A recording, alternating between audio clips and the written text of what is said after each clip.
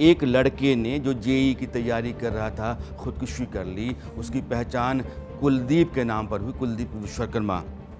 और जेईई की तैयारी करते करते उसके ऊपर इतना दबाव आ गया कि उसने अपनी ज़िंदगी ख़त्म करने का फ़ैसला कर लिया। एक वीडियो बनाया और मूल रूप से हमीरपुर ज़िले का रहने वाला यह लड़का प्रयागराज में रहता था और लगभग 1 साल से प्रयागराज में रह कर के वो जेईई की तैयारी कर रहा था।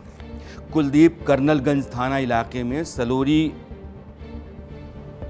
के पास एक बड़ी बगिया इलाका है, वहाँ एक कमरे में अकेला रहता था। जांच के दौरान पुलिस को कुलदीप के मोबाइल फ़ोन से लगभग 1 मिनट का वीडियो मिला और वीडियो में कुलदीप भावुक होकर के अपने माता पिता से माफ़ी मांग रहा है और कह रहा है कि अब वो और पढ़ाई नहीं कर रहा है और पढ़ाई नहीं कर सकता है। ये वीडियो हम आपको एहतियातन नहीं दिखा रहे हैं, लेकिन और पढ़ाई नहीं कर सकता है, जेईई क्वालिफाई नहीं कर सकता है या फिर मेडिकल क्वालिफाई नहीं कर सकता, ये सवाल आपके लिए है ज़रूर, लेकिन ये ज़िंदगी ख़त्म करने का कारण नहीं है।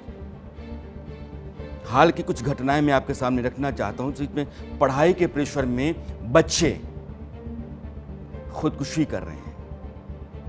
तो 1-2 घटनाएं मैं आपके सामने इस लिहाज से रखना चाहता हूं ताकि प्रयागराज की घटना से मैं उसको जोड़ सकूं। इसलिए मैं अपने प्रोड्यूसर से कहना चाहूँगा कि आप कम से कम उन घटनाओं को ज़रा ग्राफिकली दिखाएं ताकि हम बता पाएं कि ये स्टोरी क्या कहती है। गोरखपुर में ये एक अदिति मिश्रा नाम की बच्ची थी और उसने कहा कि मम्मी पापा मुझे माफ़ कर देना, मैं आपकी उम्मीदों पर खरा नहीं उतर पाई। इसी तरीके से एक दूसरा मामला है और यह मामला अदिति मिश्रा के अलावा मैं आपको इस तरह के बहुत सारे मामले आपके पास आएंगे। कोटा का मामला है, गोरखपुर का मामला है, जैसे अभी उज्जवल मिश्रा का मामला है कानपुर का। और यह बच्चा भी पढ़ाई में औसत था, लेकिन कोटा में इसने खुदकुशी कर ली। खुदकुशी के मामले मेडिकल की पढ़ाई के लिए, जेईई की पढ़ाई के लिए लगातार आते हैं और ये सवाल उठता है कि क्या बच्चों के भीतर हमने यह डाल रखा है, उनके ऊपर इतना दबाव दे रखा है कि अगर तुम मेडिकल क्वालिफाई नहीं करते हो, जेईई क्वालिफाई नहीं करते हो, तो फिर तुम्हारा करियर, तुम्हारा जीवन किसी काम का नहीं रहेगा।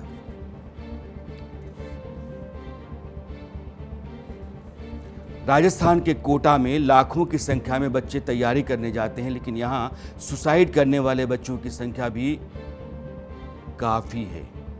एक आंकड़ा मैं आपको दिखाना चाहता हूँ। इस आंकड़े से आपको अंदाज़ा होगा कि कोटा, जिसको देश भर में जाना जाए, कोटा भेजो बच्चा मेडिकल में क्वालिफाई कर जाएगा। 2023 से लेकर के 26 के बीच में यह आंकड़ा आपके सामने है। 2023 में 26, 2024 में 17, 2025 में 15।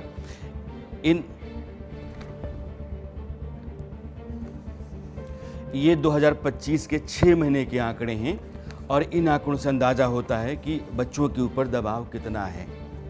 सवाल ये है कि माता पिता ने क्या बच्चों पर दबाव डाला है? अगर आप माता पिता हैं तो मान करके चलिए कि बच्चे ने अपनी तरफ से पूरी ताकत लगाई होगी, उसने पढ़ाई की होगी। अगर वो एग्ज़ाम क्वालिफाई नहीं करता है तो कोई भी इम्तिहान किसी बच्चे की काबिलियत, उसकी प्रतिभा का पैमाना नहीं हो सकता है, उसकी कसौटी नहीं हो सकता है। और यह आंकड़ा जो है, हर साल लगभग 13,000 से 14,000 स्टूडेंट्स आत्महत्या करते हैं। और ये आत्महत्या क्यों है? क्योंकि करियर का दबाव है, माँ बाप का दबाव है, घर के भीतर बहुत सारी ज़रूरतों को काट करके, पेट काट करके माता पिता पैसा भेज रहे हैं। उस पैसे से हम उनकी उम्मीदों को पूरा करने की कोशिश कर रहे हैं। अब मुझसे उम्मीद पूरी नहीं हो पा रही है, घर का दबाव मेरे ऊपर ज़्यादा है, तो मुझे लगता है कि ज़िंदगी ही बेमानी हो चली है, चलो हम खुदकुशी कर लेते हैं। तो यह आंकड़े कहीं ना कहीं परिवार, बच्चे के साथ हमारे संबंध, उसको हमने जिस तरीके से समझाया और अपने बारे में बताया है वो, और यह पूरा जो सिस्टम है, इसके ऊपर बड़ा सवाल है। ये सिर्फ खुदकुशी नहीं है, 14,000 सवाल हैं। इसलिए मैं कुछ लोगों की ज़िंदगी से आपको लेकर चलना चाहता हूँ। अभी मैं बात कर रहा हूँ तो मैं सिर्फ उन बच्चों से बात कर रहा हूँ जो या तो मेडिकल की तैयारी कर रहे हैं या करने वाले हैं, इंजीनियरिंग की तैयारी कर रहे हैं, करने वाले हैं। कहानियाँ मैं चाहता हूँ कि आपको ये बताऊँ कि हर साल क्या होता है। और अब ये कुछ कहानियाँ, कुछ लोगों की ज़िंदगी है। इन ज़िंदगी से गुज़रना बहुत ज़रूरी है, इसलिए कि मैं आपसे जो कह रहा हूँ उसको आप समझिएगा। ये हमारे देश के पूर्व राष्ट्रपति डॉक्टर APJ अब्दुल कलाम हैं। इनको हम क्या कहते हैं? मिसाइल मैन कहते हैं। हिंदुस्तान को इन्होंने बहुत ताकत दी, हिंदुस्तान को बुलंदी पर ले जाने में इनका बड़ा रोल रहा है। लेकिन इनकी ज़िंदगी जो है वो बहुत ही ख़राब तरीके से शुरू हुई। बचपन बहुत गरीबी में था, अखबार बेचना पड़ा, कई तरह के संकट झेलने पड़े, परिवार के भीतर मुसीबतें ही मुसीबतें थीं। बावजूद इसके उन्होंने अपनी ठाने रखी और मैं कुछ करूँगा जीवन में, इसको अपने भीतर बनाए रखा, जिंदा रखा। वो आगे चलते रहे और भारत के राष्ट्रपति तक पहुँचे। एक दूसरा उदाहरण मैं आपको देता हूँ। स्टीव जॉब्स, एप्पल कंपनी आप जानते हैं। और मैं फिर कहता हूँ कि मैं अभी परिवार में जो माता पिता हैं वो और बच्चे जो मेडिकल इंजीनियरिंग की तैयारी कर रहे हैं वो, उनसे बात कर रहा हूँ। स्टीव जॉब्स के बारे में मैं आपको कुछ बताना चाहता हूँ। जैसे मैंने अभी आपको APJ अब्दुल कलाम के बारे में बताया। अब स्टीव जॉब्स बचपन में इनको कहा गया कि आदमी बहुत ज़िद्दी है, ये डिसिप्लिन में नहीं रहता है। और उस आदमी को आप समझिए कि जिस नौकरी में रखा गया उस नौकरी से निकाला गया। वो आदमी एप्पल जैसी कंपनी का फाउंडर बना। और सबक है कि आप जीवन में कभी भी कहीं ठुकराए जाते हैं, नाकामी हासिल होती है, इसका मतलब ये नहीं है कि वो आखिरी है। जीवन में बहुत कुछ आगे है। जैसे अगली कहानी चीन के एक बहुत बड़े उद्योगपति की है जिनका नाम जैक मा है। इसलिए जैक मा का ग्राफिक्स मैं आपको दिखाना चाहता हूँ। और जैक मा बहुत बड़ी कंपनी अलीबाबा उसके फाउंडर रहे। और जैक मा के बारे में ये कहा जाता है कि जीवन जितनी भी मुश्किलों से और मुसीबतों से हो करके चलता रहा, उससे उन्होंने अपने आप को लगातार लड़ाया, भिड़ाया, चलते रहे और आखिर में वो दुनिया के बड़े कारोबारियों में अपनी गिनती करा गए। या फिर वो ऊंचाई छू ली जिस ऊंचाई पर दुनिया देखती है इंसान को। देखो कितनी ऊपर इंसान चला गया। कई नौकरियों में रिजेक्ट हुए थे। हार्वर्ड से 10 बार उनको मना किया गया कि आप नहीं यहाँ एडमिशन ले सकते हैं, आप हार्वर्ड के लायक नहीं हैं।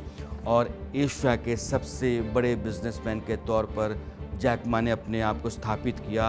इसलिए कोई भी ना आपकी ज़िंदगी में आती है तो वो आखिरी नहीं होती है, और वो आपकी प्रतिभा का और आपके प्रयास का आखिरी नतीजा नहीं होती है। इसलिए जीवन में बहुत सारे रास्ते हैं, बहुत सारी संभावनाएं होती हैं। एक और कहानी जो मैंने बचपन में पढ़ी थी तो मुझे लगा कि आपको ही बतानी चाहिए, ये है थॉमस अल्वा एडिसन की। बहुत बड़े वैज्ञानिक थे और थॉमस अल्वा एडिसन के बारे में उनकी टीचर ने कहा कि आपका बच्चा, माँ को कह रही है टीचर कि आपका बच्चा दिमागी तौर पर कमज़ोर है, स्कूल के बाकी बच्चों के साथ ये कदम ताल कर नहीं चल पाता है, यानी कि उतना तेज़ नहीं है जितना कि उस क्लास में बाकी बच्चे हैं। इसलिए आप अपने बच्चे को घर ले जाइए, खुद पढ़ाइए, ज़्यादा अच्छा होगा। माँ ने अपने बेटे को खुद पढ़ाया और उस बेटे को कभी नहीं बताया कि टीचर ने तुमसे क्या कहा या तुम्हारे बारे में क्या कहा। और वो थॉमस अल्वा एडिसन 1000 प्रयोग किए उन्होंने और सब नाकाम रहे। आखिर में उन्होंने यह लाइट बल्ब जिसकी रोशनी में हम आज की तारीख में हैं, दुनिया को अंधेरे में रोशनी देने वाला आदमी थॉमस अल्वा एडिसन था। 1000 प्रयोग करने के बाद इस कामयाबी पर पहुँचे और उन्होंने कहा कि मैं 1000 बार नाकाम नहीं हुआ, मुझे 1000 बार नया अनुभव हुआ। हमने 1000 बार सीखा कि इस रास्ते से नहीं हो सकता है। और दुनिया के जो सबसे बड़े वैज्ञानिकों में शुमार किए जाते हैं अल्बर्ट आइंस्टीन, उनके बारे में कहा जाता है कि वो बहुत देर से बोलना सीखे, बहुत देर से चले। और उनके टीचर और आस पड़ोस के लोग कहते थे कि दिमागी तौर पर ये उतना कुशाग्र, उतना तेज़ नहीं है जितना इस उम्र के बच्चों को होना चाहिए। लेकिन वही अल्बर्ट आइंस्टाइन जो हैं दुनिया के बड़े वैज्ञानिकों में से एक माने जाते हैं और उनको नोबेल दिया गया। इसलिए कोई भी कामयाबी अभी नहीं आती है इसका मतलब नहीं है कि कभी नहीं आएगी, वो किसी दूसरे रूप में आगे आएगी। आपका रास्ता आज बंद हो रहा है, लेकिन कोई नया रास्ता आपके लिए खुल रहा है। आपके लिए यहाँ कोई कामयाबी नहीं है, यहाँ कोई मंजिल नहीं है। इसका मतलब ये नहीं कि जीवन में कोई मंजिल नहीं है। आपका नया रास्ता किसी बड़ी और बेहतरीन मंजिल की तरफ आपको ले जाएगा। इस बात की उम्मीद बांध करके अपने भीतर रखिए और हमेशा अपना प्रयास जारी रखिए। अपनी प्रतिभा को निखारते रहिए और अपनी निखरी हुई प्रतिभा के ज़रिए अपने प्रयास के बूते एक नई कामयाबी की तरफ बढ़िए, या फिर जिस प्रयास में आप लगे हुए हैं उसको फिर से एक बार अटेम्प्ट मार करके देखिए। लेकिन खुदकुशी कभी भी सही नहीं है, ये गलत है। आप चूँकि दिमाग आपका 16, 17, 18 साल का है, आप अकेले कमरे में जब होते हैं तो आप अकेला महसूस करते हैं। खाना अकेला खाने जाते हैं, आप आकर के पढ़ते हैं, अकेले कमरे में सोते हैं। एक जो ये अकेलापन है, दोस्तों से मिलने जुलने के बाद भी एक दबाव, अकेलापन आप महसूस करते हैं, इसको बांटिए, दोस्तों में रहिए, अपने आप को खुश मिजाज रखिए। दबाव पढ़ाई का महसूस कीजिए, लेकिन दबाव के भीतर घुटिए नहीं, ताकि आपको पढ़ना है। और यह जो खुदकुशी है प्रयागराज की, उस खुदकुशी ने हिंदुस्तान को हिलाया है, झकझोरा है, बहुत सारे माँ बाप को बहुत परेशान किया है। इसलिए वो तमाम बच्चे जो परीक्षा की तैयारी कर रहे हैं, उनके लिए आज मैंने कुछ उदाहरण जीवन के रखे, जिनके जीवन आपसे, हमसे कहीं ज़्यादा मुसीबत, मुश्किलों, परेशानियों से होकर के गुजरा, मगर वो आकाशदीप की तरह दूर से दिखाई पड़ते हैं, क्योंकि उन्होंने हार नहीं मानी, उन्होंने घुटने नहीं टीके और ज़िंदगी को ज़िंदगी की तरह बढ़ाने का हुनर और हौसला